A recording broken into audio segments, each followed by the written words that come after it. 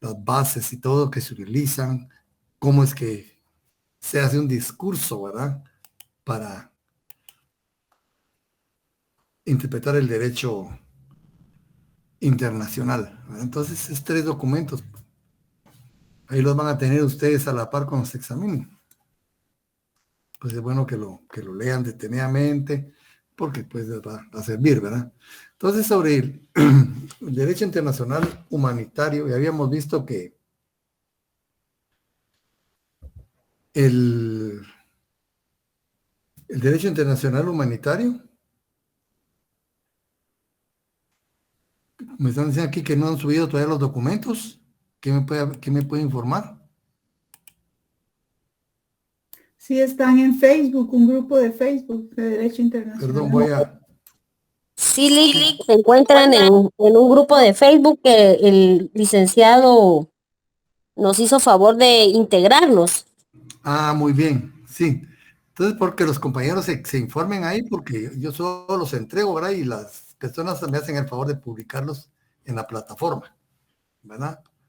Sí, Lick, él hizo la invitación en WhatsApp, mandó el enlace y el licenciado Gustavo, pues obviamente nos dio aceptación a todos y ahí lo tenemos en acceso, Lick. Ah, muy bien. Muchas gracias, Carlos, muy amable. Entonces, oyeron, compañeros, por favor, hay que estar informados, hay que estar pendientes, ¿verdad? Bueno, entonces dice que si pueden compartirlo, pues compártanlo, ¿verdad? Porque nos sirve para a todos, ¿verdad? Por igual. Imaginen mi tiempo, eran los documentos que teníamos en fotocopia, ¿verdad? Físicamente, no sé, qué ir repartiendo ahí en la clase, ¿verdad? Y siempre tuvimos nosotros todos los documentos. Entonces ahora es mucho más fácil, ¿verdad? Muy bien, muchas gracias. Entonces, como les decía, el derecho internacional humanitario, pues, para que los conflictos armados, ¿verdad? Bélicos, no alcancen un punto, ¿verdad? Sin retorno, totalmente desastroso, ¿verdad? Limita la elección de los métodos de guerra. Limita. Y como ustedes ven, ya hay bastante reglamentación en cuanto al uso de medios de guerra. Aún, miren, son brutales, ¿verdad? Ustedes no sé si han visto esos avances de la guerra de Ucrania-Rusia, es brutal, ¿verdad? Sin embargo, fíjense, ahí todavía están limitados. Están limitados. Los estados no pueden hacer uso de los medios que deseen, porque por lo menos Rusia tiene mucho más, ¿verdad? De lo que ha demostrado, pero pues se ve limitado por el derecho internacional, ¿verdad? Entonces, también prohíbe determinados comportamientos, ¿verdad? Organiza el derecho a la asistencia, asistencia que es de socorro, ¿verdad? En beneficio de todos, principalmente de los no combatientes, pero también de los combatientes, ¿verdad? Pero de los no combatientes principalmente. Entonces, el derecho internacional humanitario nos va a plantear derechos y deberes, ¿verdad? Para muchos. Estos derechos y deberes pueden ser diferentes, ¿verdad? Para actores de un conflicto, ¿verdad? Y para también los no actores en un conflicto determinado, ¿verdad? Y esto pues se basa en procedimientos específicos. Y ahí viene uno de los, ¿verdad? Principios del derecho internacional humanitario, ¿verdad? El principio de especificidad, ¿verdad? El principio de especificidad. Digamos, entonces, en métodos específicos para la puesta en práctica de disposiciones y su sanción en caso de violación. Es decir, que también el derecho internacional humanitario, su violación, ¿verdad? Acarrea sanciones, responsabilidad para el infractor. Entonces, todo este derecho se basa principalmente en los convenios de Ginebra, 1949, y sus protocolos adicionales de 1977. El derecho internacional humanitario también define un derecho de acción, ¿verdad? Protege a las víctimas en conflicto a través de la calidad de la acción de socorro. Es decir, esa acción de socorro pues no debe ser mediocre, no debe ser la media, debe ser una buena, ¿verdad? Intervención. ¿De qué depende esa calidad? ¿Verdad? La calidad de ayuda pues debe ser suficiente, apropiada y rápida. Eso rápida también lo podríamos asemejar a oportuna, ¿verdad? Si no llena esos requisitos, pues no será de calidad, ¿verdad? Suficiente, apropiada y rápida. Miren qué interesante. Sus contrarios, ¿verdad? Insuficiente, alguien que hará mal, ¿verdad? Inapropiada, no va a servir, ¿verdad? Y extemporánea. A ver que ustedes ven, pues, la importancia que tienen estas palabras. También dice su conformidad con los derechos previstos por el derecho internacional humanitario para socorrer a las distintas categorías. Ahí es de lo que se llama la especificidad, ¿verdad? A las distintas categorías de personas protegidas y los derechos y deberes de las mismas. Y también va a depender a la capacidad de estas organizaciones. Como ven, es bastante amplio, ¿verdad? Los medios, pues, para alcanzar sus objetivos, ha desarrollado una normativa completa en torno a dos ejes, como ya hemos visto anteriormente, ¿verdad? Uno, responsabilidad de los mandos militares. Como le digo, estos mandos militares deben tener mucha atención al derecho. Mucha atención. Porque una infracción acarrea responsabilidad. Incluso penales, personales. O sea, aquí estamos en un campo muy delicado. Y también, aparte de las responsabilidades de los mandos militares, también depende de la acción de las organizaciones humanitarias, ¿verdad? Entonces, además del principio de especificidad, existe el principio de distinción, ¿verdad? Que se utiliza acá, porque debe distinguir entre objetivos militares y objetivos civiles. Y ustedes ven, pues, incluso en la guerra, ¿verdad? ¿Qué es lo que se ataca? Objetivos militares, únicamente, ¿verdad? Aquel gran arsenal, ¿verdad? De bombas y armas que destruyó Rusia, ¿verdad? Donde había un acopio de pertrechos de guerra.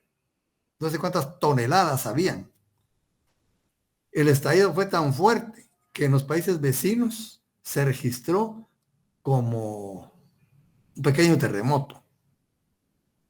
Imagínense ese poder que había ahí. Y ahora hay un problema. Siempre negaron que hubiera uranio empobrecido en esas armas, es decir, energía nuclear, y eso no se puede utilizar en una confrontación.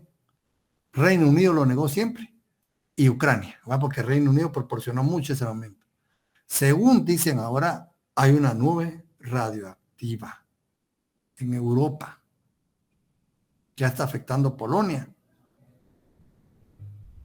Entonces ahí ya habría responsabilidad internacional, ¿verdad? Porque siempre negaron que hubiera energía nuclear, ¿verdad?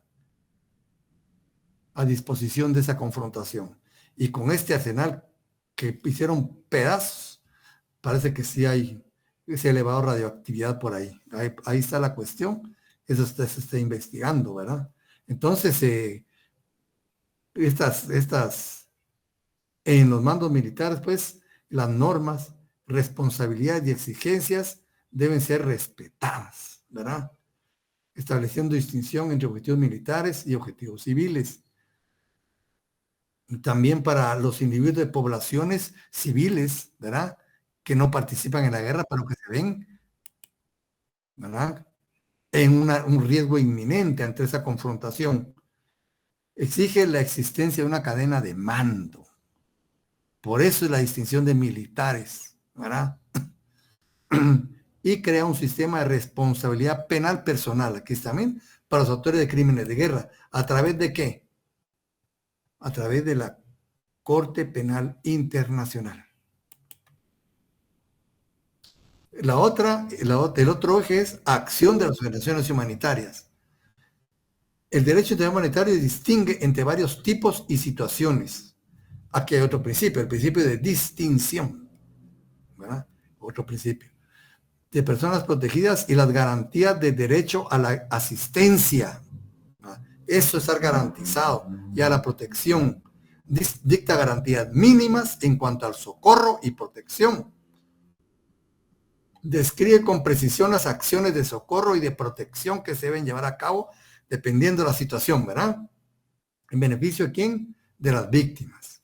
Confía a las organizaciones humanitarias un derecho general de iniciativa. Ese es otro principio. Estamos viendo 3 principios, ¿verdad? Distinción,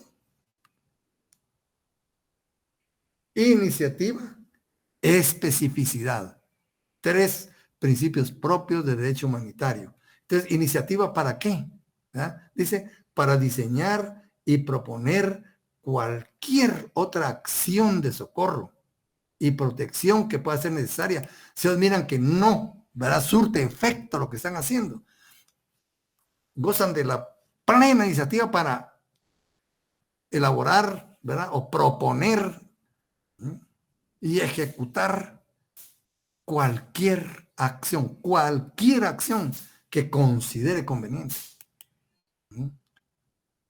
Ese principio de iniciativa, ¿eh? Diseñar y proponer cualquier otra acción de socorro y protección que pueda ser necesaria para salvar la vida de la población en peligro. Ese es el principio de iniciativa.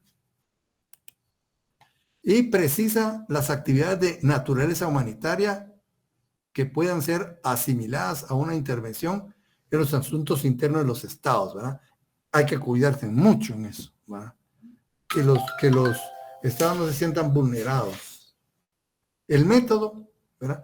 Contrariamente a lo que ocurre con los derechos humanos, es algo muy importante. El derecho humanitario no plantea derechos universales. Los derechos humanos sí son universales. El derecho humanitario no es universal, ¿verdad? No se aplica a todos los individuos. Por ejemplo, ahorita a nosotros no se nos aplica el derecho humanitario. ¿A quiénes se está aplicando? En Ucrania, ¿verdad? En esos escenarios de las acciones militares. Ahí está el derecho humanitario. Aquí no, ¿verdad? Entonces, no plantea derechos universales. Ahorita no se nos aplica a nosotros. Pero los derechos humanos sí. Por eso son universales. La especificidad de los 4 convenios de Ginebra es la de proceder por categorías. ¿Por qué? Porque van a definir norma de trato mínimo aplicable a categorías de personas protegidas en diferentes situaciones. ¿Verdad? Puede ser, digamos, en un territorio ocupado, ahí hay una categoría. Población civil vulnerable es otra categoría, ¿verdad? Personal militar en contienda es otra categoría. Personal militar herido es otra categoría, ¿verdad? Personal médico en un escenario de conflicto armado es otra categoría. Y a todos se les va a dar el socorro, ¿verdad? En atención a la situación específica que se esté dando. Ese es el derecho de el principio de especificidad del derecho humanitario. Actuar por categorías. O sea, no es ni siquiera ahí se aplica en general. Debe atender a la circunstancia, a la situación, al contexto y al grupo que está atendiendo, ¿verdad? También también dice que es diferente un conflicto armado interno que un conflicto armado internacional. Ahí también, ¿verdad? Va a acomodar sus métodos de socorro, ¿verdad? Es igualmente distinto, dice, según se trate, enfermos, civiles, mujeres, niños, prisioneros de guerra, categorías para su atención y socorro. ¿Mm? Entonces, en derecho humanitario, la calificación jurídica de situaciones y personas constituye una apuesta jurídica y política de mucha importancia. Para limitar el peligro de encontrarse con individuos sin protección porque no entran dentro de ninguna categoría, el derecho a los conflictos armados enuncia normas mínimas, así como garantías fundamentales. O sea, nadie puede quedarse, ¿verdad?, sin socorro ni auxilio. En el campo de los derechos humanos, los convenios internacionales enuncian de igual forma determinados derechos que se consideran inderogables. O sea, los derechos humanos nunca desaparecen, ¿verdad? Nunca. Por eso son universales. Lick, perdone la interrupción, solo un Sí. paréntesis. Le Ajá. informo que ya envié los documentos a los grupos correspondientes, Lick, para que todos tengan acceso. Muy amable, Carlos, y le agradezco mucho. Para servirle, Lick. Muchas gracias. Bien, entonces, en cuanto a su interpretación, dice, y aplicación, si el derecho de los conflictos armados está concebido para ser aplicado en situaciones precisas, a personas precisas, miren que eso es interesante, miren, situaciones precisas, personas precisas. Nada impide que se invoque y se aplique a otras situaciones. Por ejemplo, no solo en conflictos armados. Ustedes han visto también actuar la Cruz Roja en catástrofes, terremotos, inundaciones, ¿verdad? Explosiones, por ejemplo, creo que pasó en México una vez, ¿verdad? Que ellos tienen la tubería del gas, como el agua, ¿eh?, que es tubería, y había un escape, ¿verdad?, y explotó, casi desaparece una colonia completa. Ahí también entra el derecho humanitario, ¿verdad?, atender. Entonces, no solo en tiempos de guerra, sino en otras situaciones, dice, pero en otras situaciones diferentes a los conflictos armados, ¿verdad? Porque hay gente también que necesita el socorro, ¿verdad? En efecto, numerosas disposiciones se presentan en diferentes textos internacionales, bueno, esto es particularmente importante ya que las normas que gobiernan los conflictos armados internacionales son bastante más detalladas que las que se aplican en conflictos internos. O sea, un conflicto armado internacional es mucho más preciso en cuanto más grande, pues, en cuanto a normatividad que un conflicto interno, ¿verdad? Contenido del derecho internacional humanitario. Este contenido varía según la naturaleza de los conflictos. Por tanto, es preciso distinguir entre solo dos clases de conflicto reconoce el derecho internacional humanitario: conflictos armados internacionales y conflictos armados no internacionales. Lo que teníamos aquí en Guatemala, ¿verdad? No internacional. Entonces, el conflicto armado internacional, estos también se desarrollan a través de los 4 convenios, ¿verdad?, de Ginebra, de 1949, y el primer protocolo adicional de 1977. Y el derecho a los conflictos armados no internacionales previsto en el artículo 3 común de los 4 convenios de Ginebra. Como les decía, hay 4 convenios de Ginebra de 1949, pero en los 4 el artículo 3 es idéntico, ¿verdad? En los 4 convenios, ustedes leen los 4 convenios, el artículo 3 es idéntico en los 4. Por eso le llaman el 3 común, porque es igual en los 4 convenios, ¿no?, completado por el segundo protocolo adicional de 1977. Entonces, aquí estamos. Entonces vemos, pues, que hay más principios, pero vamos a quedarnos con estos, del derecho internacional humanitario. El principio, el primero, ¿verdad?, que es el más conocido, el principio de neutralidad. La prestación de auxilio, de socorro, es totalmente neutral. El derecho internacional humanitario atiende a personas necesitadas de socorro, únicamente. No mira bandos, mira personas con necesidad en un conflicto. Entonces atenderá por igual por igual a las personas de ambos bandos. Ella se dedica a socorrer.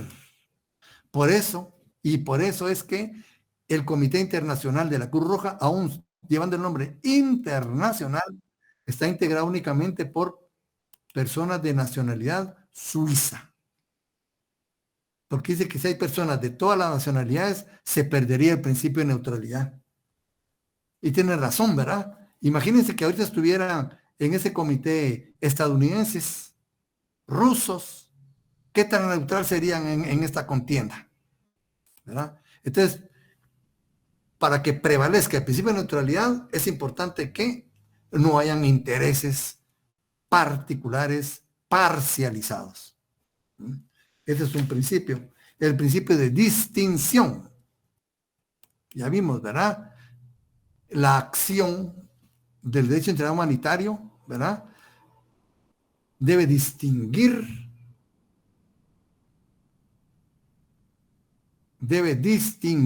¿verdad?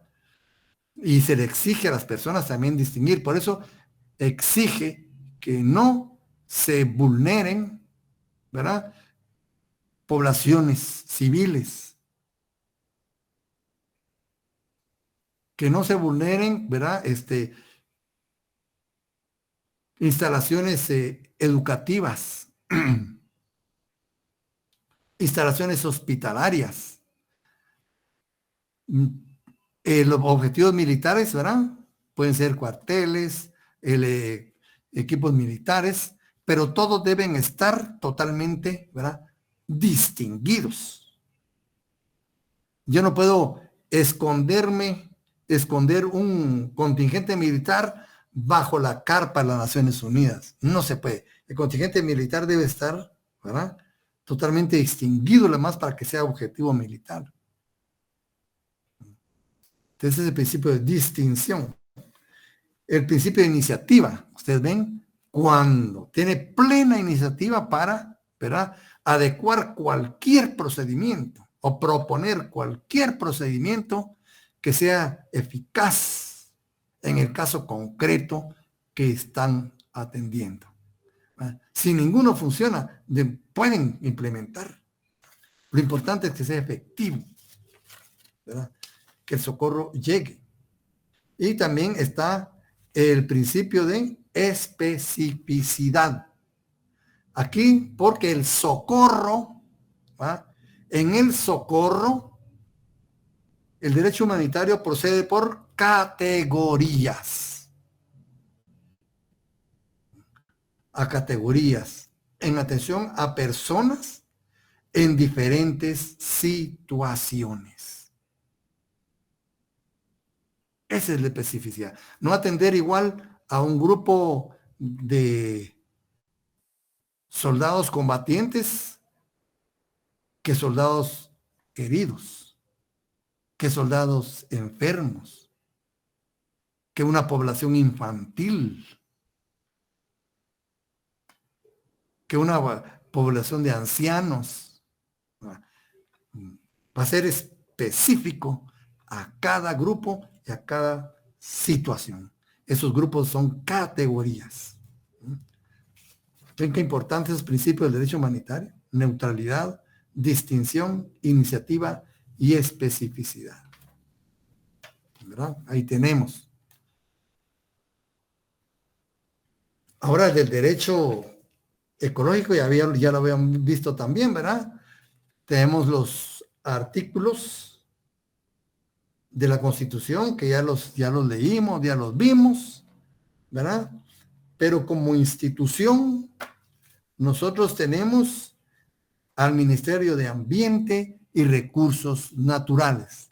Aparte de otras que vimos, ¿verdad? Ley de áreas protegidas, etcétera, ¿verdad? Que tenemos también, pues, para proteger el medio ambiente. Ya habíamos visto, pues, los artículos constitucionales. A grandes rasgos son el 64, vamos a repetirlos para que lo apunten, que habla sobre patrimonio natural. Se declara de interés nacional la conservación, protección y mejoramiento del patrimonio natural de la nación. Fíjese, y mejoramiento. El Estado fomentará la creación de parques nacionales, reservas y refugios naturales, los cuales son inalienables, ¿verdad? También tenemos el artículo 97.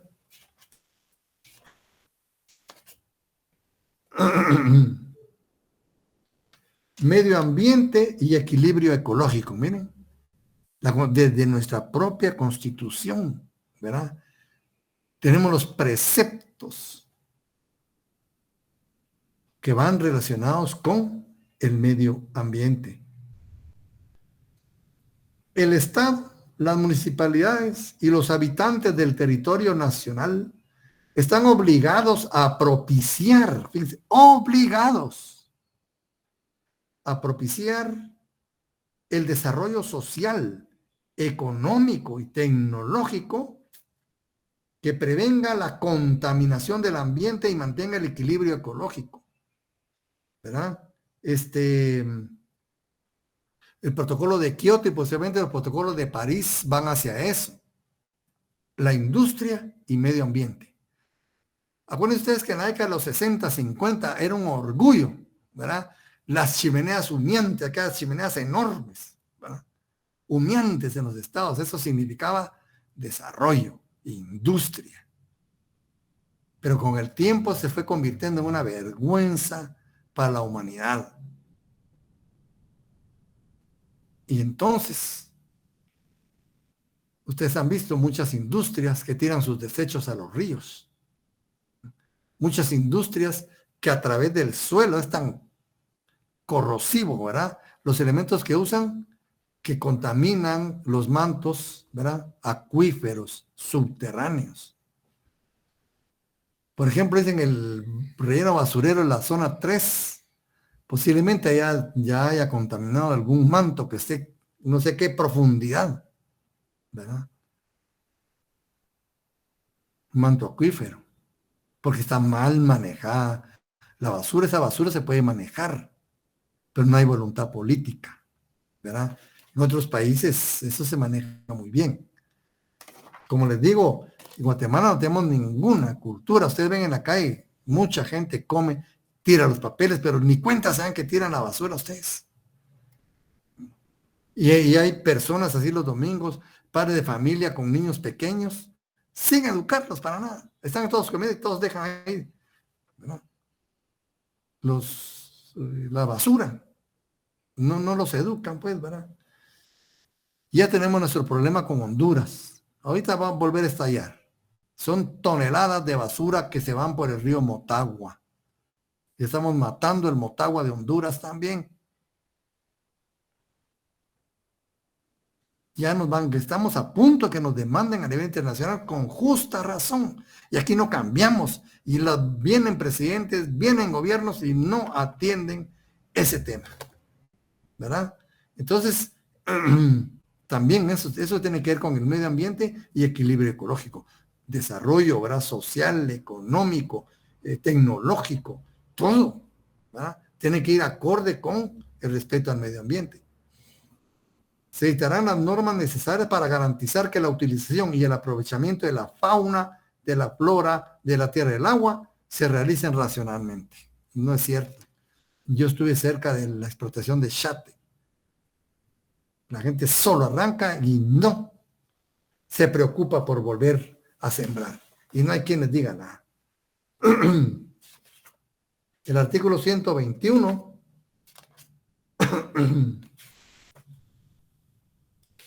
bienes del Estado. Son bienes del Estado.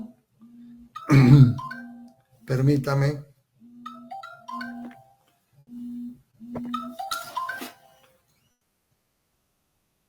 Estoy dando clases en línea, le vuelvo a llamar. Bueno. Perdón. El artículo 121 nos habla de bienes del Estado.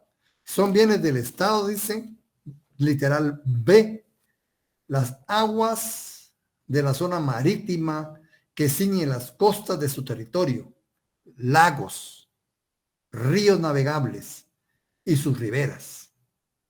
Los ríos, vertientes y arroyos que sirven de límite internacional de la República, las caídas y nacimientos de agua de aprovechamiento hidroeléctrico, las aguas subterráneas y otras que sean susceptibles de regulación por la ley, y las aguas no aprovechadas por particulares en extensión y término que fije la ley. C. Los que constituyen patrimonio, bueno, incluyen, D de dedo, la zona marítima terrestre, la plataforma continental, el espacio aéreo, hasta el espacio aéreo, fíjense, tenemos que cuidarlo. E, el subsuelo, los yacimientos de hidrocarburos y los minerales, así como cualesquiera otras sustancias orgánicas o inorgánicas del subsuelo. ¿Se dan cuenta? Todo eso es motivo de regulación porque es importante. Es muy importante, pero aquí no le demos la importancia que deben, ¿verdad? Las reservas territoriales del Estado. El Estado se reserva el dominio de una faja terrestre de 3 kilómetros a lo largo de los océanos, contados a partir de la línea superior de las mareas, de 200 metros alrededor de las orillas de los lagos, de 100 metros a cada lado de las riberas de los ríos navegables, de 50 metros alrededor de las fuentes y manantiales, donde nazcan las aguas que surtan las poblaciones, ¿verdad? Con sus excepciones, cada está, pero miren, ¿verdad? Todo ese motivo de regulación, no es nada nuevo, ¿verdad? El 125, explotación de recursos naturales no renovables. Se declara de utilidad y necesidad públicas, fíjense, utilidad y necesidad públicas, la explotación técnica y racional de hidrocarburos, minerales y demás recursos naturales no renovables. ¿Qué sucede? Se respetará la normatividad para explotación de esas cuestiones. Yo estaba leyendo un informe donde en Canadá hay una minera que estaba aquí, se me olvidó el nombre de esa minera, hace poco tuvo problemas, pues de canadiense. Nada que ver lo que hace aquí con lo que hace en Canadá. En Canadá se lleva bien, ¿verdad? Toda la reglamentación, todas las observancias técnicas, las regalías mucho más altas. En Guatemala no observa nada, ¿verdad? Regalías mínimas. Sé por qué. ¿Por qué dos tamices diferentes? ¿Por qué no igual? ¿Verdad? Los gobiernos lo permiten. Ese es el problema.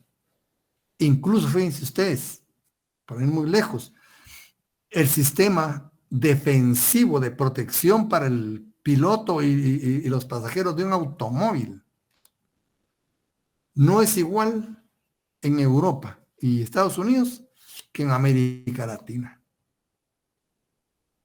¿Y saben dónde están más debilitados los vehículos? ¿De qué región creen ustedes? De América Latina. ¿Por qué? Porque es que los gobiernos permitieron que retiraran, ¿verdad?, piezas importantes en el sistema de protección, ¿verdad?, del piloto y los pasajeros. Pero Europa y Estados Unidos no lo permitieron. Es decir, que un choque de iguales dimensiones en Europa y Estados Unidos no provoca los mismos resultados negativos que se provoca ese mismo choque en América Latina. Porque los carros están menos protegidos, están más desprotegidos. Y eso viene pues a esta cuestión, ¿verdad?, de la minería. Aquí también son muy permisivos. Muy permisivos. Canadá no, ahí es diferente.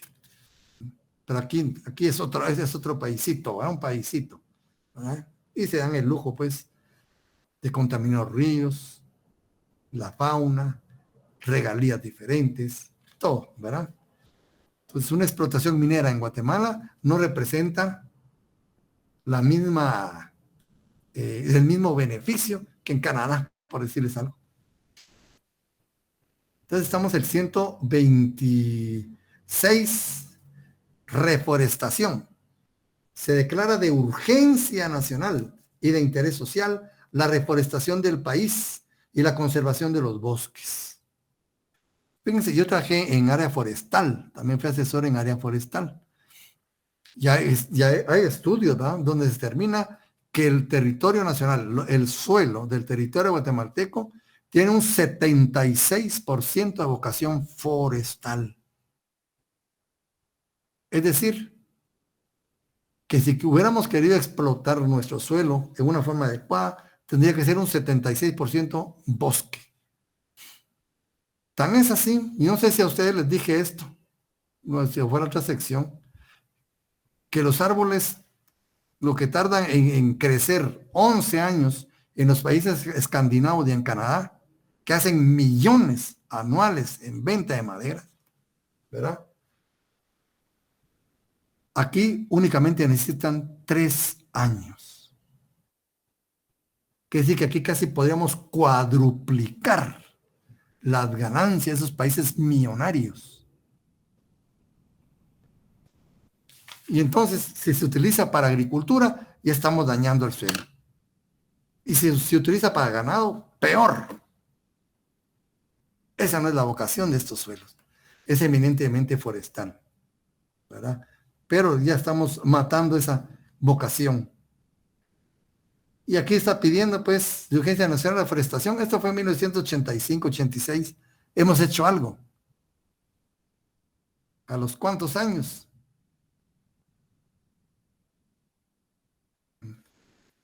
Gran problema, ¿verdad? Casi 40 años casi. No se ha hecho nada. 127, régimen de aguas. Todas las aguas son bienes de dominio público, ya lo dijimos, ¿verdad? Allá arriba. Inalienables e imprescriptibles. Sí se pueden usar, sí se pueden gozar por los particulares, claro, es necesario, pero en forma racional. También el 128, aprovechamiento de aguas, lagos y ríos. El aprovechamiento de aguas y de lagos y de los ríos para fines agrícolas, agropecuarios, turísticos o de cualquier otra naturaleza que contribuyan al desarrollo de la economía nacional. Ese es el requisito, ¿no? Están al servicio de la comunidad y no de persona particular.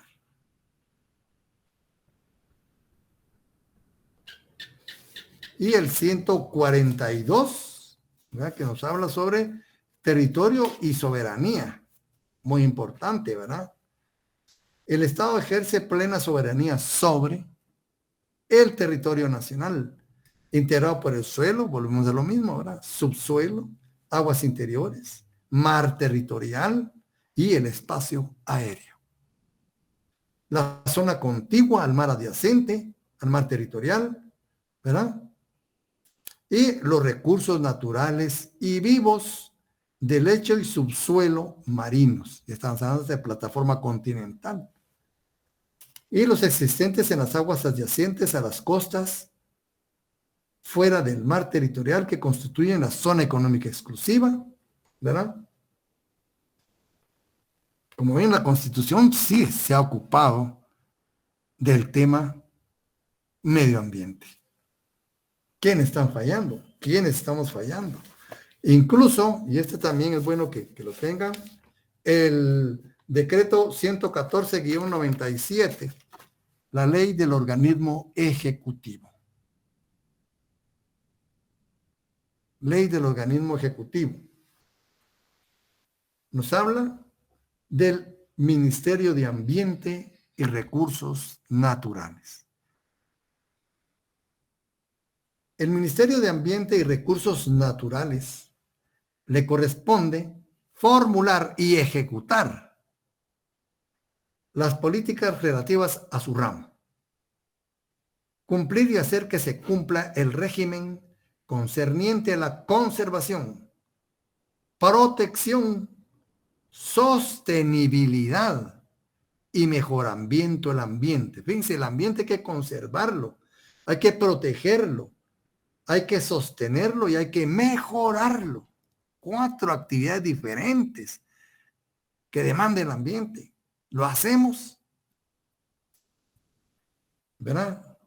Del mejoramiento del ambiente y los recursos naturales en el país y el derecho humano a un ambiente saludable y ecológicamente equilibrado. Un derecho humano de la tercera generación. Reconocido. No solo para las generaciones presentes, sino para, eso es lo importante de estos derechos. Legisla para generaciones, para personas que no existen. Las generaciones que vendrán, pero no están ahorita. Los otros derechos eran presentes, ¿verdad? Al trabajo, a la salud, a la educación, a la vida, ¿verdad? A participar en la política. De los presentes, no. Esto ya se refieren a generaciones, a personas que no están, a generaciones que van a venir, ¿verdad? Entonces dice el derecho humano a un ambiente saludable y ecológicamente equilibrado, debiendo prevenir la contaminación del ambiente, disminuir el deterioro ambiental y la pérdida del patrimonio natural. Para ello tiene a su cargo las siguientes funciones. ¿Con qué funciones cuenta? Vamos a leer algunas para que veamos. Formular participativamente la política de conservación y protección y mejoramiento del ambiente y de los recursos naturales. Y ejecutará en conjunto con las otras autoridades con competencia legal en la materia correspondiente. Por ejemplo, para construcción y todo, se requiere este medio ambiente, solo para eso sirve. Y entrampa, veces, entrampa los expedientes. Yo he tenido malas experiencias con este ministerio. Pero de esto, de política para el medio ambiente, no tiene. Yo no he visto que haga nada, ¿verdad? Que esto quede en letra muerta. Pero los expedientes administrativos para construcción y todo, sí, entorpece mucho el trámite. Formular las políticas para el mejoramiento y modernización de la administración, bueno, centralizar el sistema. Formular en coordinación con el Ministerio de Agricultura y Ganadería, sería otro ministerio, ¿verdad?, que tendría que ver, la política sobre conservación de los recursos pesquero y suelo. En coordinación con el Consejo de Ministros, incorporar el componente ambiental en la formulación de política económica y social del gobierno. Fíjense, el ambiente puede tener un aprovechamiento buenísimo, ¿verdad? Diseñar en coordinación con el Ministerio de Educación, fíjense, la Política Nacional de Educación Ambiental y vigilar porque se cumpla. ¿Será? Yo también trabajé en el Ministerio de Educación. Jamás, nunca vi situación alguna relacionada con el Ministerio de Ambiente. Nunca.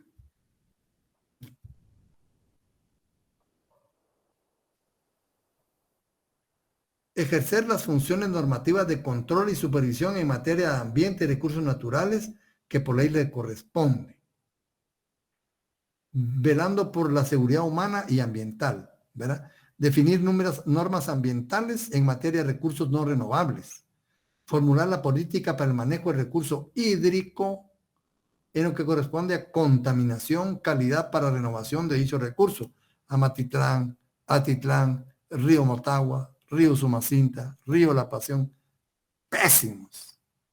No se mira ni una política en ninguno de esos lugares, ¿verdad? Controlar la calidad ambiental, aprobar la evaluación del impacto ambiental, ¿verdad?, etcétera. Elaborar las políticas relativas al manejo de cuencas hidrográficas, zonas costeras, océanos. Elaborar y presentar anualmente, bueno, ¿quiénes son los ministros, verdad? ¿Quiénes han sido ministros? Ni se escuchan, no saben ni quiénes son. Entonces, si empezamos por las autoridades que ni siquiera tienen la conciencia, ¿verdad? Sobre esa situación, imagínense a la población en general. En otros países sí está muy bien. Ustedes miran en los países desarrollados, en los lagos, lagunas, dentro de las ciudades hay gente pescando.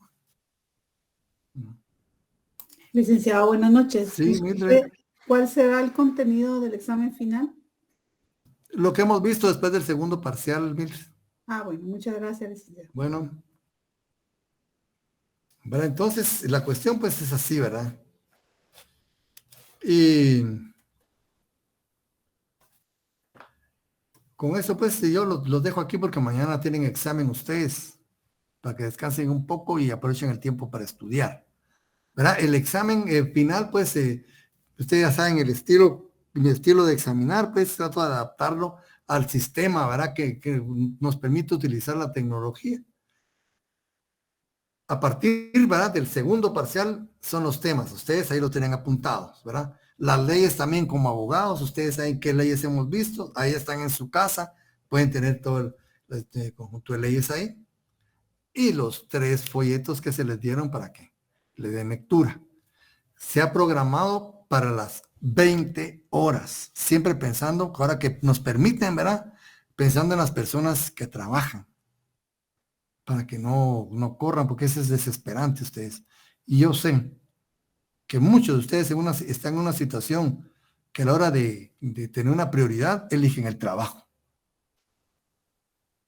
Y no es porque les guste más o menos, eso es lo de menos, ¿verdad? Sino por la situación, las necesidades que tenemos. Entonces muchas veces dejamos la situación, ¿verdad? El examen ¿verdad? Entonces, pensando en eso, digo, bueno, si lo corremos hasta las 20 horas, por lo menos les doy bastante oportunidad de que ustedes no se sientan muy agobiados, ¿verdad? Y tengan un margen para poder llegar a tiempo.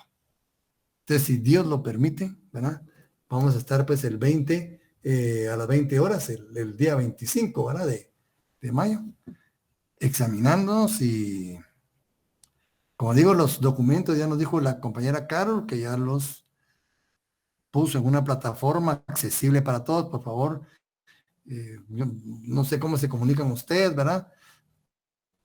Pueden comunicarse entre ustedes, compañeros, porque ya están, ¿verdad? Ya están publicados. Lick, están en los grupos de WhatsApp, tanto el grupo de alumnos como el grupo oficial, Lick. Ah, bueno. Inclusive en el de notariado lo enviaron. Muchas gracias. Entonces, ven, pues ahí no hay pretexto pues para que estén preguntando dónde están, porque ahí están. Solo revisen ustedes sus plataformas, ¿verdad? Y ahí están.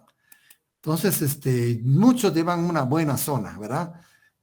Van a examinarse solo para mejorar su promedio y aprovechen ustedes, ¿verdad? Ya que tenemos la oportunidad para mejorar nuestro promedio, eso nos sirve mucho también para la cuestión del privado. Entonces, solo me resta decirles que para mí fue un placer estar con ustedes, jóvenes. No sé cuál de las dos secciones me va a tocar para Derecho Internacional Privado, una de las dos, no sé cuál de las dos voy a continuar con Derecho Internacional Privado. Y para mí fue un placer, pues, jóvenes, y quedo a la orden. Muchas gracias, Lick, en nombre de todos los compañeros y de muchos que no ingresaron. La verdad es que su clase es una de las clases magistrales realmente que tenemos.